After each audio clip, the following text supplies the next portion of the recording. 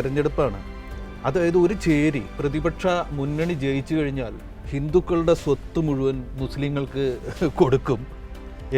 എന്ന് മാത്രമല്ല, പ്രതിപക്ഷത്തിൻ്റെ പ്രധാനപ്പെട്ട നേതാവ് രാഹുൽ അത് ഹിന്ദു രാജാക്കന്മാരെ അവഹേളിച്ചു എന്ന് പറയുക. രാഹുലിനെ ഇപ്പോൾ വിശേഷിപ്പിക്കുന്ന യുവരാജാവെന്നാണ്. ആ യുവരാജാവ് എല്ലാ പ്രസംഗത്തിലും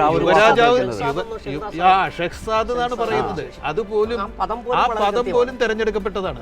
രാഹുൽ ആരെയാണ് രക്ഷിക്കുന്നത്? അത് നവാബുമാരെ, നിസാമുമാരെ, സുൽത്താൻമാരെ, ബാദ്ഷാമാരെ. ആ വാക്കുകളൊക്കെ നോക്കൂ. എവിടേക്കാണ്, ആരെയാണ് ലക്ഷ്യം വെക്കുന്നത്? വളരെ വ്യക്തമായ, നേരത്തെ പറഞ്ഞ വാക്കിലേക്ക് ഞാൻ മടങ്ങി പോവുകയാണ്, വിദ്വേഷ പ്രചാരണം തന്നെയാണിത്. ഇത് വർഗീയതയല്ല, ഇത് മതഭ്രാന്തുമല്ല, ഇത് വിദ്വേഷ പ്രചാരണമാണ്.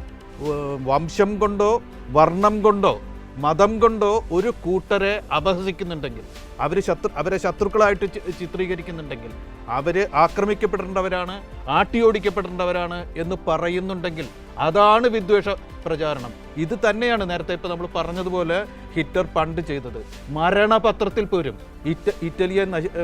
ജർമ്മനിയെ നശിപ്പിച്ചത് ജൂതരാണ് എന്ന് എഴുതി വെച്ചിട്ട് തലയ്ക്ക് വെടിവെച്ച് മരിച്ച ഹിറ്റ്ലർ എന്ന് പറയുന്ന നേതാവിൻ്റെ പ്രേതം ആവേശിച്ച കൂട്ടരായിട്ട് ഇന്ത്യയിലെ ഭരണകക്ഷിയും അതിൻ്റെ നേതാക്കന്മാരും മാറിയിരിക്കുന്നു എന്ന ഒരു വലിയ ദുരന്തമാണ്. ഇത് പറയുന്നത് ഒട്ടും സന്തോഷത്തോടു കൂടിയല്ല. ഒരു ദുരന്തം, ഒരു ദേശീയ ദുരന്തം നമുക്ക് സംഭവിച്ചുകൊണ്ടിരിക്കുകയാണ്.